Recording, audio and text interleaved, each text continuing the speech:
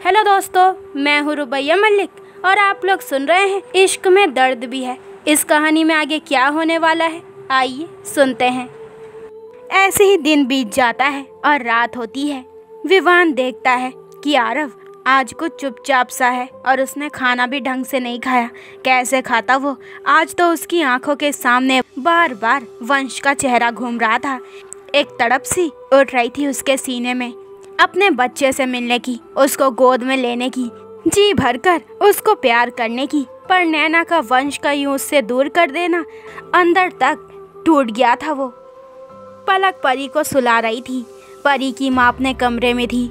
माधव कुछ दिन के लिए अपने गांव गया हुआ था। विवान 2 कप चाय बनाता है और आरव के कमरे की तरफ बढ़ जाता है। आरव बालकनी में खड़ा था और उसकी आंखें नम थी। विवान अंदर आते हुए कहता है, आरव जल्दी से अपनी आंखें साफ कर लेता है। पर विवान उसे ऐसे करते वक्त देख चुका था। वो तुरंत चाय के कप टेबल पर रखकर उसके पास जाते हुए कहता है, आरव क्या हुआ है तुझे? तू रो रहा था? आरव अपना चेहरा फेरते हुए कहता है, नहीं तो वो आँख में कुछ चला गया था। विवान अपने हाथ से उसका चेहरा अपनी तरफ करते हुए कहता है, तो अब तू मुझसे बातें भी छिपाने लग गया है ना? आरव नजरें उठाकर उसकी तरफ देखता है। फिर से आंखें डबडबा जाती है उसकी। वो एकदम से विवान के गले लगकर रोने लगता है। दूसरी तरफ नैना को भी नींद नहीं आ रही थी। रह रह कर उसके सामने आरव की आंसू भरी आंखें आ रही थी। फिर उसका ध्यान पास में सो रहे वंश पर जाता है। एक बार फिर उसकी बात उसे याद आ जाती है, मेरे तो एक भी पापा नहीं है। वो वंश के ऊपर झुककर ना जाने कितनी बार उसका चेहरा चूम लेती है और उसकी आंखों से बहते हुए आंसू वंश के चेहरे पर गिर रहे थे। और दूसरी तरफ अपने कमरे में बैठी सुहाना, जो कि अपने फ़ोन पर आरव की फ़ोटो देख रही थी, जो कि उसने चोरी से खींची थी। एक हाथ में वाइन का गिलास पकड़ रखा था और उसकी आंखों में भी आंसू थे और साथ नैना के लिए बेहद गुस्सा और नफरत भी थी। वहीं नैना के घर के सामने खड़ा नकाबपोश नैना के कमरे को देख रहा था कि कब नैना के कमरे की लाइट बंद हो और वो गहरी नींद में सोए ताकि वो उसके पास जा सके। पर आज नैना को नींद नहीं आ रही थी। वो उठकर कमरे से इधर से उधर टहलने लगती है। बाहर खड़े नकाबपोश की आंखों में गुस्सा उतर आता है। वो मन में सोचता है, ये सब उस बच्चे की वजह से हो रहा है, जल्दी कुछ करना पड़ेगा। दूसरी तरफ आरव ने अब भी विवान को गले लगाया हुआ था और उसकी आंखों से अब भी आंसू बह रहे थे। उसे ऐसे देखकर विवान एकदम से घबरा जाता है। वो उसकी पीठ सहलाते हुए कहता है, आरव क्या हुआ है तुझे? मुझे नहीं बताएगा? अपने भाई को अंदर चला मेरे साथ।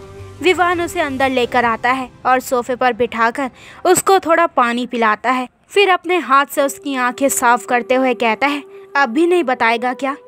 आरव अपनी गर्दन झुकाकर बैठते हुए कहता है, सब बर्बाद कर दिया मैंने, सब कुछ अपने ही हाथों सब बर्बाद कर दिया। ये बोलते बोलते एक बार फिर उसकी आंखें नम हो जाती है और उसकी आवाज़ रौन जाती है। आरव नम आँखों से विवान की तरफ देखते हुए कहता है, आज मैंने उसे देखा, वो मेरा उसकी आवाज़ साथ नहीं दे रही थी। शब्द गले में ही अटक गए थे उसके। विवान से उसकी हालत देखी नहीं जा रही थी। आरव अपने सीने पर हाथ रखते हुए कहता है, मेरा वो छोटा।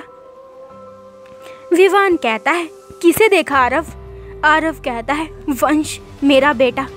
बड़ी मुश्किल से उसके शब्द साथ देते हैं।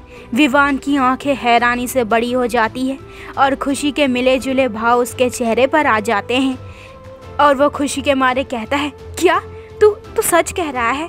आरव हाँ में सर हिलाता है। विवान कहता है, कहाँ पर? कैसा दिखता है वो? मुझे भी देखना है। तू मिला उससे? आरव ना में गर्दन हिलाता है। फिर आगे बोलते हुए कहता है, परी की ही क्लास में है वंश। वो बिल्कुल मेरे सामने था पर मैं उसे छूकर देख भी नहीं पाया। एक बार गले लगाना चाहता था, उसे गोद में लेना चाहता था, पर मेरा बच्चा मेरे सामने ही कह रहा था कि उसके पापा नहीं हैं। उस पल तो दिल किया कि कसकर उसे गले लगा लूं और चीख चीख कर सबको बता दूं कि वंश मेरा बेटा है। पर ये हक नहीं है मुझे और ये हक खुद गंवाया है मैंने। काश मैं गुजरा हुआ वक्त वापस ला सकता। काश मैं उस दिन नैना की बात सुन लेता। काश मैं अपने गुस्से में अंधा ना होता। काश, पर आज इस काश के अलावा कुछ नहीं है मेरे पास, कुछ भी नहीं। जैसे जैसे आरव बोल रहा था वैसे वैसे टप टप आंसू गिर रहे थे उसके। इधर नैना अपनी चाय लेकर वापस अपने कमरे में आ गई थी। वो नकाबपोश काफ़ी टाइम घर के बाहर खड़ा रहता है कि अब भी नैना सोएगी, पर ऐसा होता नहीं है। मन मारकर और गुस्से से पूरा भरकर वो वापस चला जाता है। इधर आरव विवान के सामने अपना मन हल्का कर चुका था। आरव ने तो अपना मन हल्का कर लिया था, पर विवान आरव की बातें सुनकर, उसकी हालत देखकर अंदर ही अंदर जो विवान घुट रहा था, ये तो बस वही जानता था। अंदर ही अंदर आत्मा धिक्कार रही थी उसकी। ये सब उसी की वजह से हुआ है। किसी तरह आरव को संभालकर वो वापस अपने कमरे में जाता है। परी और पलक सो चुके थे। विवान एक नज़र दोनों को देखकर कमरे में लगी खिड़की पर जाकर खड़ा हो जाता है। सैकड़ों विचार चल रहे थे उसके अंदर। दूसरी तरफ वो नकाबपोश अपने घर पहुंच गया था और इस वक्त वो अपने कमरे में लगी नैना की तस्वीर को एकटक देख रहा था। नैना की तस्वीर एक साइड आरव की छोटी सी तस्वीर लगी थी और दूसरी तरफ वंश की। काफ़ी टाइम तक वो नकाबपोश उस नैना की तस्वीर को देखता है और फिर जैसे उसकी नज़र आरव और वंश की दोनों की तस्वीरों को देखकर वो नकाबपोश और भी ज़्यादा गुस्से से भर जाता है। वो एक झटके से उठता है और पास रखा चाकू उठाकर ना जाने कितनी बार पहले आरव की तस्वीर पर और फिर वंश की तस्वीर पर वार करता है और बेहद गुस्से से कहता है, नैना को मेरा होना ही होगा, हर हाल में मेरा होना ही होगा। उसके लिए मुझे इन बाप बेटे को रास्ते से हटाना होगा। इसके बाद वो अपनी खतरनाक वाली हंसी हंसने लगता है और फिर नैना की तस्वीर पर हाथ फेरते हुए कहता है, आज तुम नहीं तो तुम्हारी तस्वीर ही सही। इधर विवान अभी भी खिड़की पे खड़ा अपनी गहरी सोच में गुम था। पलक करवट लेती है जिससे उसकी नींद खुल जाती है और उसकी नज़रें जाती है विवान पर। वो उठती है और विवान के पास जाकर उसके कंधे पर हाथ रखते हुए कहती है, विवान। विवान अपने चेहरे के भाव को ठीक करते हुए पीछे पलटता है और पलक की तरफ देखते हुए कहता है, सोई नहीं तुम अभी तक? पलक उसकी आवाज़ में उदासी देख लेती है। वो उसके बिल्कुल पास जाकर कहती है, क्या हुआ है विवान, तुम परेशान लग रहे हो? विवान कहता है, कुछ समझ नहीं आ रहा है पलक। जितना बंधनों को सुलझाने की कोशिश करता हूँ उतना ही हर बार उलझ जाता हूँ। क्या करूँ, कैसे करूँ, कहाँ से शुरुआत करूँ? पलक उसका चेहरा अपने हाथों में भरकर कहती है, विवान क्या हुआ है? विवान उसकी तरफ देखता है और फिर एक एक करके उसे सारी बात बताने लगता है। रात गहरा जाती है। पूरी रात ना तो आरव चैन से सोया, ना ही नैना और ना ही पलक और विवान। चारों ही बेचैनी से बस यूं ही गुजार देते हैं। कहने के लिए बहुत कुछ था, बस शब्द नहीं थे उनके पास। खैर किसी तरह सुबह होती है। एक बार फिर सब शुरू हो जाते हैं एक नए सफ़र के लिए। विवान और पलक ऑफिस जाने के लिए रेडी थे और ब्रेकफास्ट टेबल पर बैठे आरव का इंतज़ार कर रहे थे। पलक की माँ परी को अपने साथ लेकर मंदिर गई थी। कुछ ही देर में आरव नीचे आता है और चुपचाप विवान के सामने वाली कुर्सी पर बैठ जाता है। विवान और पलक दोनों ही उसकी तरफ देखते हैं। आरव का चेहरा पीला पड़ा हुआ था और आंखों के नीचे काले घेरे बता रहे थे कि वो बिल्कुल भी सोया नहीं है। विवान के सामने उसकी वही हालत घूम जाती है। वो एकदम से कहता है, आरव मेरी तरफ देख। आरव बिना किसी भाव से उसकी तरफ देखता है। रो रो कर सूनी हो चुकी उसकी आंखें और आंखों के आसपास कालापन। विवान तुरंत खड़ा होकर उसके पास जाता है और उसका चेहरा अपने हाथों में लेकर कहता है, कितने दिन से नहीं सोया है तू? आरव अपनी नजरें झुका लेता है। विवान थोड़े गुस्से से कहता है, मैं कुछ पूछ रहा हूँ, कितने दिनों से नहीं सोया है तू? आरव धीरे से कहता है, 5 दिन। दरअसल 5 साल पहले जब नैना उसे छोड़कर चली गई थी और आरव अपने गिल्ट में रहने लगा था, तब से उसे नींद नहीं आती थी। डॉक्टर ने खास कर बोला था कि सोना इनके लिए बहुत ज़रूरी है, पर आरव को तो दूर दूर तक नींद का नामो निशान नहीं होता था। जब तक वो रात को नींद की गोली नहीं खाता था उसे नींद नहीं आती थी। और अब जब से नैना वापस आई है उसने एक बार भी दवाई नहीं ली है और उसका असर उसके चेहरे पर भी दिखाई देने लगा था। विवान नाराज़गी से कहता है, हम लोग तो कुछ नहीं लगते ना तेरे, हमारी तो कोई चिंता ही नहीं है तुझे, और परी वो भी कोई मायने नहीं रखती तेरे लिए। आरव कहता है, पागल हो गया तू, ये कैसी बातें कर रहा है? विवान कहता है ठीक ही तो कह रहा हूँ यार, हम सब तेरे लिए कोई मायने नहीं रखते। अगर तू ज़रा भी हमारी परवाह करता तो अपना ध्यान रखता, टाइम पर दवाई लेता।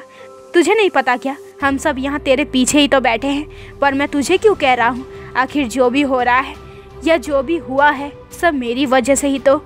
आरव बीच में ही उसकी बात काट कर कहता है नहीं, जो भी हुआ है या जो भी हो रहा है सिर्फ़ और सिर्फ मेरी वजह से और मेरे गुस्से की वजह से हुआ है। इसमें किसी की कोई गलती नहीं, सारी गलती मेरी है। तो तू अपने आप को दोष देना बंद कर।